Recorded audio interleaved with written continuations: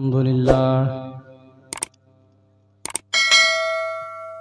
لله نحمده ونستعينه ونستغفره ونؤمن به ونتوكل عليه ونعوذ بالله من شرور أنفسنا ومن سيئات أعمالنا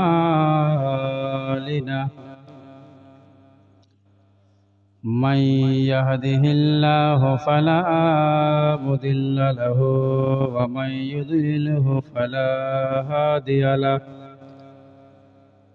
ونشهد أن لا إله إلا الله وحده لا شريك له أما بعد فأعوذ بالله من الشيطان الرجيم ببركة بسم الله الرحمن الرحيم يا أيها الذين آمنوا اتقوا الله وكونوا مع الصادقين صدق الله العظيم فبلغنا رسوله النبي الأمين المتين الكريم ونحن على ذلك من الشاهدين والشاكرين والحمد لله رب العالمين إن الله وملائكته يصلون على النبي يا أيها الذين آمنوا صلوا عليه وسلموا تسليما اللهم سيدنا مولانا محمد وعلى آل سيدنا مولانا মোহাম্মদ। যাবতীয় তারিফ ও প্রশংসা সে মহান রব্বুল আলামিন দরবারে নিবেদিত, যিনি ওয়াহদাহু লা শরীক, জিনার কোনো শরীক নয়। তার পরে পরে ধর্মের গুরু আকায়ে নামদার মদিনী তাজদার हम उम्मतियों का गमखार, बेसहारों का सहारा, यतीमों का सहारा, गरीबों का सहारा, आक़ाए दो जहां जनाबे मोहम्मद रसूलुल्लाह सल्लल्लाहु ताला अलैहि वसल्लमेर উপর আসুন আর একবার উচ্চ স্বরে ভক্তি ভরে গলায় গলা মিলিয়ে সুরে সুর মিলিয়ে কণ্ঠে কণ্ঠ মিলিয়ে একবার মনোযোগ দিয়ে উচ্চ স্বরে ভক্তি ভরে দরুদ শরীফ পাঠ করেন। আল্লাহুম্মা সাল্লি আলা মাওলানা মুহাম্মদ। সুবহানাল্লাহ সুবহানাল্লাহ। একজন ভাই আমার 500 টাকা দান দিয়েছে মাওলা, যে আশা উদ্দেশ্য নিয়ে দান দিয়েছে মাওলা গো, তার মনের কামনা বাসনাকে তুমি পূরণ করে দাও। নারে তাকবীর, নারে রিসালাত, নারে রিসালাত। 500 টাকার দাতা, নারে তাকবীর, নারে রিসালাত। সুবহানাল্লাহ সুবহানাল্লাহ। মিঠুনের আম্মা 100 টাকা দান দিয়েছে মাওলা গো, খোদা যে আশা উদ্দেশ্য নিয়ে দান দিয়েছে মাওলা, তার মনের কামনা বাসনাকে তুমি পূরণ করে দিও। আর একজন ভাই আমার 50 টাকা দান দিয়েছে,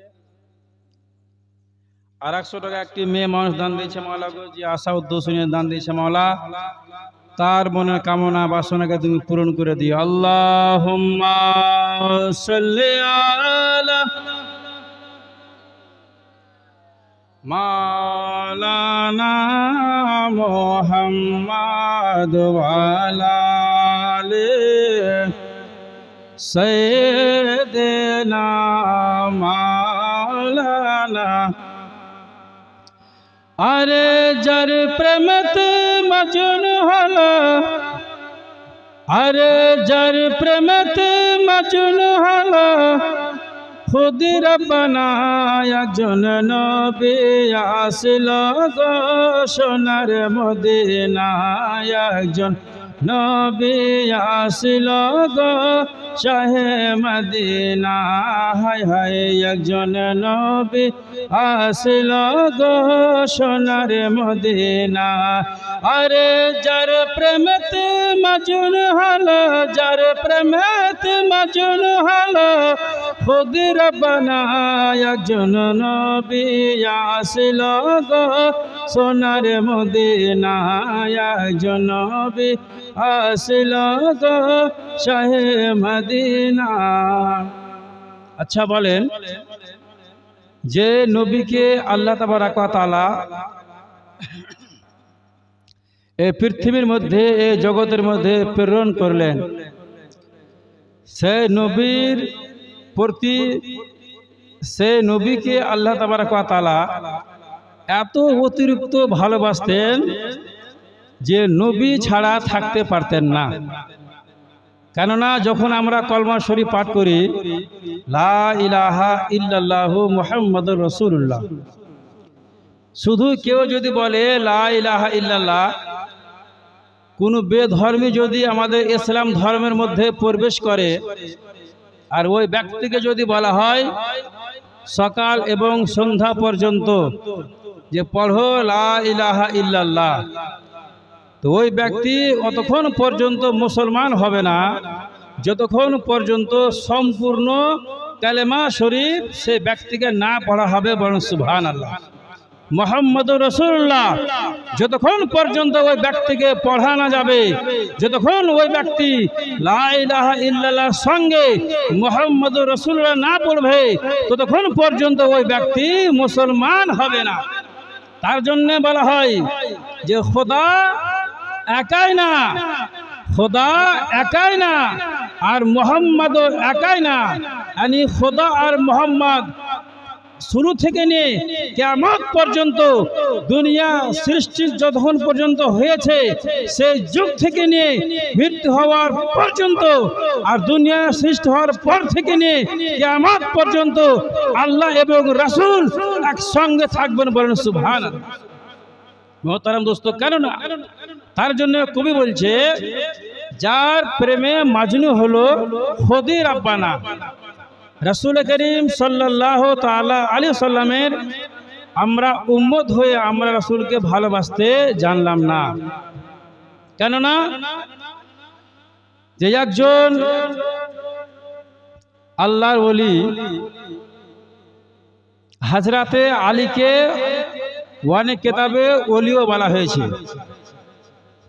একজন আল্লাহর ওলি হযরতে ফাতেমাতুজ জোহরা রাদিয়াল্লাহু তাআলা আনহাকে জিজ্ঞাসা করছেন আর কি, যে ফাতেমা, তুমি কবর থেকে উঠে এসে কারবালার প্রান্তে, কারবালার ময়দানে তুমি নিজের আঁচল দিয়ে কারবালার ময়দানকে, কারবালার মাঠকে তুমি কেন পরিষ্কার করতেছো?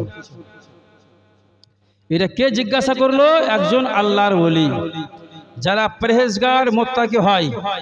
আপনি যদি নামাজ পড়েন, আপনি যদি যাকাত দেন, আপনি যদি রোজা রাখেন, আপনি যদি হজ করেন, তো আপনিও আল্লাহ তাআলার খাস বান্দা হতে পারবেন। বলেন সুবহানাল্লাহ। তাকে বলা হয় আল্লাহর ওলি।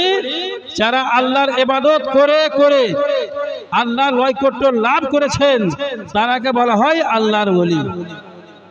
একজন আল্লাহর ওলি হযরতে ফাতেমাতুজ জোহরা রাদিয়াল্লাহু তাআলা আনহাকে জিজ্ঞাসা করেছেন, ফাতেমা বলো বলো, তুমি তোমার শাড়ির আঁচল দিয়ে কেন তুমি কারবালার জমিনকে পরিষ্কার করতেছো?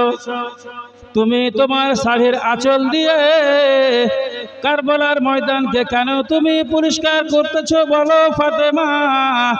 আমি অনেকেই দেখেছি, আমি এই জায়গায় অনেক দিন থেকে রয়েছে, আমি এই জায়গায় দীর্ঘদিন থেকে রয়েছে ফাতেমা। অনেকে লোক কারবালার প্রান্তে শহীদ হয়ে গেছে, ছোট ছোট বাচ্চা কারবালার প্রান্তে শহীদ হয়ে গেছে, যুবকরা কারবালার প্রান্তে শহীদ হয়ে গেছে ফাতেমা। আমি কাউকে আজ পর্যন্ত দেখতে পেলাম না যে কেউ নিজের শাড়ির আঁচল দিয়ে কারবালার প্রান্তে ফোরাতে কারবালার প্রান্তে কুফা শহরকে পরিষ্কার করতেছে। ফাতেমাতু জোহরা রাদিয়াল্লাহু তাআলা আনহা বলতে আরম্ভ করলেন, হে আল্লাহর ওলি রে, তুমি কি জানো না, তুমি কি জানো না,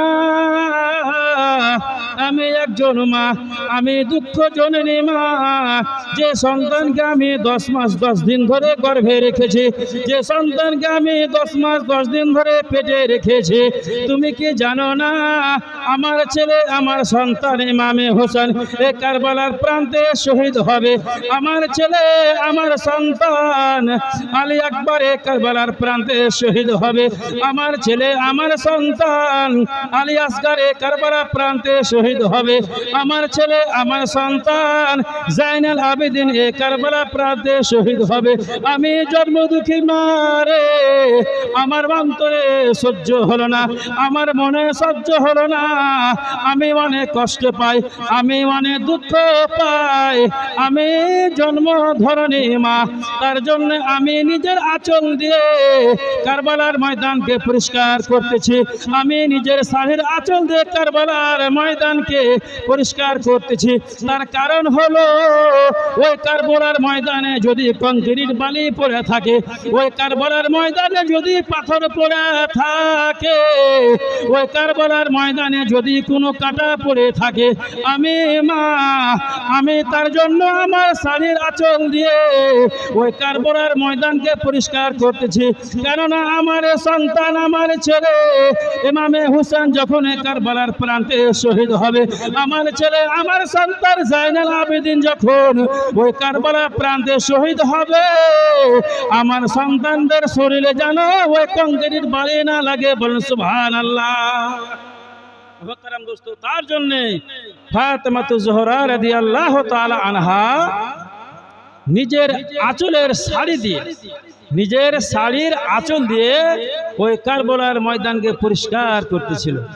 এখানে এই জায়গায় একটি প্রশ্ন হয় যে হুজুর, হযরতে ফাতেমাতু জোহরা রাদিয়াল্লাহু তাআলা আনহা অনেক দিন পূর্বে ইন্তেকাল করেছেন, আর কারবালার ময়দান যুদ্ধ লড়াই হলো পরে, তো কি করে কবর থেকে উঠে আসতে পারে? তো একজন মা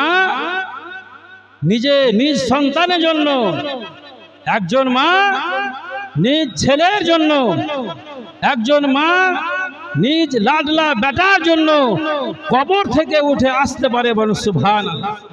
কেন? যখন মানুষ ইন্তেকাল করে তো মানুষ কবরে মৃত থাকে না, জীবিত হয়ে যায়। একটা আপনাকে উদাহরণ দিই, যে কোনো যদি জীবিত মানুষকে কবর খুদে যদি কবরের মধ্যে ভরে দেওয়া হয়, কবর খনন করলো, কবর খনন করার পরে ওই ব্যক্তিকে কবরের মধ্যে ভরে দিল, আর ওপর থেকে মাটি দিয়ে বন্ধ করে দিল, তারপরে ওই জীবিত ব্যক্তিকে উপর থেকে কেউ যদি সালাম দেয়, আসসালামু আলাইকুম আসসালামু আলাইকুম, তো ওই জীবিত ব্যক্তি শুনতে পাবে গো? বলেন শুনতে পাবে কি? জীবিত ব্যক্তি শুনতে পাবে না। এই জায়গায় একটি প্রশ্ন হয় যে ওই তো জীবিত ব্যক্তি, তার পাওয়ারটা বেশি হওয়া দরকার, কেন ওই কবরে জীবিত রয়েছে, উপরকার আওয়াজ কেন শুনতে পাবে না? উপরকার আওয়াজ শুনতে পাওয়া দরকার, কিন্তু জীবিত থাকাকালীন কবরের ভিতর থেকে উপরকার আওয়াজ শুনতে পাবে না। কিন্তু যখন একজন ব্যক্তি ইন্তেকাল করে, ইন্তেকাল করার পরে যখন ওই ব্যক্তিকে কাফন দাফন করে দেওয়া হয়, কবরস্থানে যখন ওই ব্যক্তিকে কাফন দাফন করে দেওয়া হয়, আর উপর থেকে যদি আপনি সালাম দেন যে আসসালামু আলাইকুম ইয়া আহলাল কবুর, তো ওই কবরে যে ব্যক্তি কবরস্থ হয়ে রয়েছে আপনার বহু পুরাতন পুরাতন কবর, 1000, 2000, 500 বছর পুরাতন কবর, যখন আপনি কোনো পুরাতন কবরস্থানের পাশে দিয়ে যাচ্ছেন তো আপনি উচ্চ স্বরে ভক্তি ভরে আপনি সালাম দিচ্ছেন, আসসালামু আলাইকুম ইয়া আহলাল কবর। হাদিস শরীফ রয়েছে যে একজন জীবিত ব্যক্তিকে আপনি যদি কবর খুঁড়ে কবরের মধ্যে যদি ভরে দেন, তারপরে ওপর থেকে যখন আপনি সালাম দিচ্ছেন, সেই ব্যক্তির পাওয়ার নাই, সেই ব্যক্তির তাকাত নাই, সেই ব্যক্তির হিম্মত নাই, সেই ব্যক্তির ক্ষমতা নাই যে ওই ব্যক্তি কবরের মাঝে থেকে আপনার আওয়াজকে শুনতে পাবে। কত সত্য ওই ব্যক্তি জীবিত। যখন একটি মানুষ এই পৃথিবীর মধ্যে থেকে যখন ইন্তেকাল করে যায় আর ওই ব্যক্তিকে যখন আপনি কবরস্থানে কাফন দাফন করে দিচ্ছেন আর ওই কবরস্থানের পাশে দিয়ে যখন আপনি যাচ্ছেন তো আপনি উচ্চ স্বরে ভক্তি ভরে সালাম দিচ্ছেন, আসসালামু আলাইকুম ইয়া আহলাল কবর। তো সমস্ত কবরবাসী আপনার সালামের উত্তর দেয়, ওয়া আলাইকুম সালাম ওয়া রাহমাতুল্লাহি ওয়া বারাকাতুহু। সুবহানাল্লাহ। মোহতারাম দোস্ত, তো এখান থেকে বুঝতে পারা গেল যে মানুষ এই দুনিয়া যতদিন জীবিত রয়েছে পাওয়ার বেশি, আর যখন ওই ব্যক্তিকে আপনি ইন্তেকাল করার পরে কাফন দাফন করে দিবেন তো ওই ব্যক্তি হয়ে গেল মৃত্যু। তারপরে ওই ব্যক্তির জীবিত ব্যক্তি থেকে পাওয়ার বেড়ে যায়। সুবহানাল্লাহ, সুবহানাল্লাহ। রিঙ্কু নামে আমার একজন ভাই 100 টাকা দান দিয়েছে মাওলা গো, যে আশা উদ্দেশ্য নিয়ে দান দিয়েছে মাওলা, তার আশা উদ্দেশ্যকে তুমি পূরণ করিও। আমার নবী, দয়া নবী, মায়া নবী জনাবে মুহাম্মদ রাসূলুল্লাহ সাল্লাল্লাহু তাআলা আলাইহি ওয়াসাল্লাম ইরশাদ করেন, যখন আমার উম্মতের মধ্যে কোনো একজন ব্যক্তি ফজরের নামাজ পড়লো, ফজরের নামাজ পড়ার পরে জোহরের নামাজ, তার মাঝখানে যদি কোনো গুনাহ করে নাই আর ওই ব্যক্তি যদি আমার মতো ওযু করে নাই আর ওযু করে ওই মানুষটি ওই আমার উম্মত যদি ফরজে জোহরে নামাজ পড়ে, ওই ব্যক্তি জোহরে নামাজ পড়লো, জোহরে নামাজ পড়ে নামার পরে আসর পর্যন্ত, আসরে নামাজের আগে পর্যন্ত যাহা কিছু গুনাহ করলো, আবার ওই ব্যক্তি আসরে নামাজ পড়লো ওযু করে আমার মতো, আসরে নামাজ পড়ে নামার পরে মাগরিবে নামাজের পূর্বে পর্যন্ত ওই ব্যক্তি যাহা কিছু গুনাহ করলো আর মাগরিবে নামাজে আমার মতো ওযু করে নিল, ওই ব্যক্তি যে ব্যক্তি মাগরিবে নামাজ পড়লো আর মাগরিবে নামাজ পড়ে নেওয়ার পরে এশারের নামাজের আগে পর্যন্ত যাহা কিছু গুনাহ করলো আর আমার মতো ওই আমার উম্মত ওই ব্যক্তি যদি ওযু করে নাই, তারপরে এশারের নামাজ পড়লো, এশারের নামাজ পড়ে নেওয়ার পরে ফজরের নামাজের আগে পর্যন্ত ওই ব্যক্তি যাহা কিছু গুনাহ করলো আমার আকে দো যাহা জনাবে মুহাম্মদ রাসূলুল্লাহ সাল্লাল্লাহু তাআলা আলাইহি সাল্লাম ইরশাদ করেন, ও আমার উম্মত রে, আমি তোমাদের জন্য দয়ালু, ও আমার উম্মত আমি তোমাদের জন্য সুপারিশকারী, ও আমার উম্মত রে, আমি তোমাদের জন্য আমি খোদার দরবারে কান্না করে, তোমরা যদি ফজরের নামাজের পরে জোহরের নামাজের পর্যন্ত তার মাঝখানে কোনো যদি গুনাহ করে নাও আর আমার মতো তোমরা ওযু করে করে 5 ওয়াক্ত যদি নামাজ পড়ে নাও আমার উম্মত, আমি নবী বলি গো, আমি খোদার দরবারে তোমাদের জন্য 2 হাত উত্তোলন করে কান্না করি, মাবুদ আমার উম্মতরা অনেক গুনাহ করেছে, খোদা গো আমার উম্মতরা অনেক ছোট বড় গুনাহ করেছে, এ আমার উম্মত তোমরা যদি গুনাহ করে থাকো রে, তোমরা অন্তর থেকে তওবা করে নাও, আমি নবী তোমাদের জন্য কাল হাসরের ময়দানে সুপারিশ করব। বলেন সুবহানাল্লাহ। হযরতে ঈসা আলাইহিস সালাম কে? হযরতে ঈসা আলাইহিস সালাম একজন নবী। হযরতে ঈসা আলাইহিস সালামের আম্মা যার নাম কি? হযরতে মারইয়াম রাদিয়াল্লাহু তাআলা আনহা। হযরতে ঈসা আলাইহিস সালাম একদিন হঠাৎ করে একটি নদীর ধারে দিয়ে যাচ্ছেন, যেতে যেতে যেতে যেতে হঠাৎ করে দেখতে পেলেন যে এক বহু বড় নদী রয়েছে, ওই নদীতে অল্প পানি রয়েছে সাইডে, আর আরেক জায়গায় কিন্তু অনেকগুলো কাদা রয়েছে, কাদা। দেখতে পেলেন কে? হযরতে ঈসা আলাইহিস সালাম, যে একটি সাদা পাখি, এই যেমন টিউবলাইট রয়েছে এই মতো একটি সাদা পাখি নিজের শরীরকে লটপট করে কাদাতে ঘেনানোর পরে আবার যে কিন্তু ওই নদীর পানিতে ডুবকি মেরে শরীরকে পরিষ্কার করে নেয়। একবার হলো, দুইবার হলো, তিনবার হলো, চারবার হলো, পাঁচবার হলো। হযরতে ঈসা আলাইহিস সালাম চিন্তিত হয়ে গেলেন যে কি ব্যাপার, আমি একজন নবী হয়ে আমি এই দৃশ্য দেখতে পেলাম কেন, যে একটি সাদা পশু, বগের মতো একটি সাদা পরিন্দা, সাদা পাখি নিজের সৌন্দর্য শরীরকে, ভালো শরীরকে কাদাতে লটপট করে ঘেনানোর পরে আবার যে পানিতে ডুব মেরে নিজের শরীরকে পরিষ্কার করে নিল। আমি এই দৃশ্য একবার নয়, দুইবার নয়, তিনবার নয়, আমি 5 বার দেখতে পেলাম। তার কারণ কি? হযরতে ঈসা আলাইহিস সালাম তাজ্জুব হয়ে গেলেন, আশ্চর্য হয়ে গেলেন। সুবহানাল্লাহ, সুবহানাল্লাহ, নারে তাকবীর, নারে রিসালাত। আবু নিজের বেটির জন্য 100 টাকা দান দিয়েছে মওলা, যে আশা উদ্দেশ্য নিয়ে দান দিয়েছে মওলা গো, তার মনের কামনা বাসনাকে তুমি পূরণ করে দিও।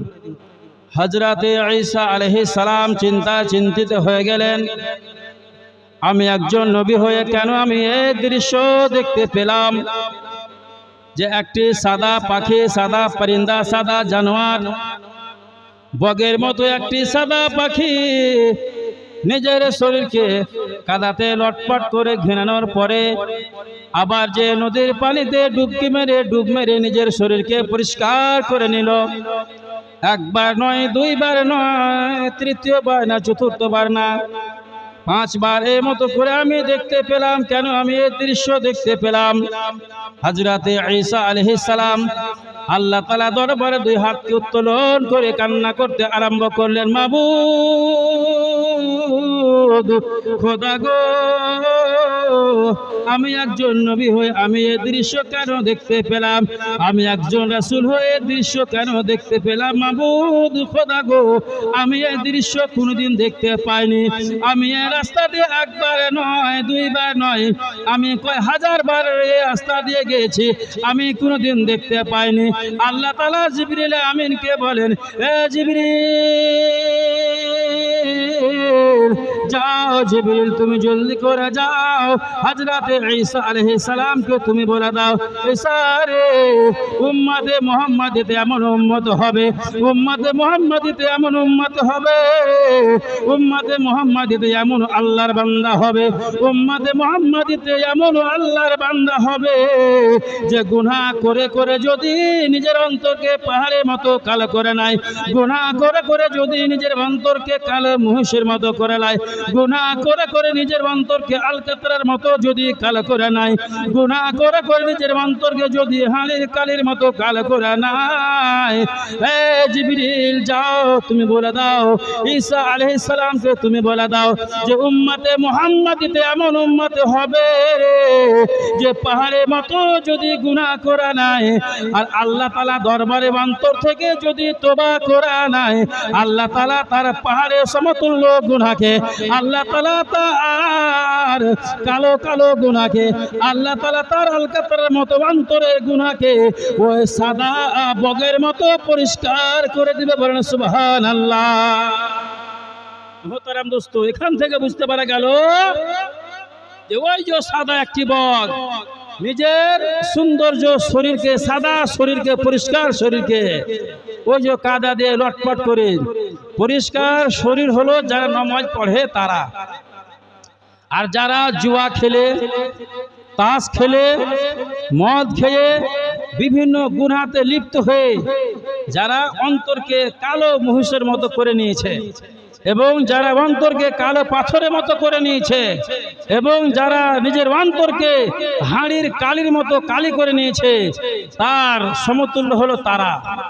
তাদের জন্য তারা অন্তর থেকে দোয়া করে যদি নামাজ পড়তে আরম্ভ করে দেয়, আল্লাহ তাআলা ইরশাদ করেন, আমি ওই আমার হাবিবের উম্মতের ওই কালো গুনাহকে আমি তার হাবিবের উম্মতের অন্তরের পাহাড়ের মতো কালো গুনাহকে আমি ক্ষমা করে ওই পাখির মতো আমি সাদা করে দেবো। বলুন সুবহানাল্লাহ। মোহতারাম দোস্ত, এইসব হাদিস আপনাদেরকে শুনতে হবে। অনেকে শুনছেন জীবনী জালসা, জীবনীতে অনেকে শুনছেন। সুবহানাল্লাহ সুবহানাল্লাহ। আর একজন আমার মা 60 টাকা দান, আপনার 60 টাকা দান দিয়েছে মাওলা গো, যে আশা ও দোষ নিয়ে দান দিয়েছে মাওলা, তার মনের কামনা বাসনাকে তুমি পূরণ করে দিও। সুবহানাল্লাহ সুবহানাল্লাহ। নারে তাকবীর, নারে রিসালাত। উকিল ভাই আমার 100 টাকা দান দিয়েছে মাওলা, যে আশা উদ্দেশ্য নিয়ে দান দিয়েছে মাওলা গো, তার মনের কামনা বাসনাকে তুমি পূরণ করে দিও। আর একজন ভাই আমার 20 টাকা দান দিয়েছে মাওলা, যে নিয়াত নিয়ে দান দিয়েছে মাওলা গো, তার মনের কামনা বাসনাকে তুমি পূরণ করে দিও।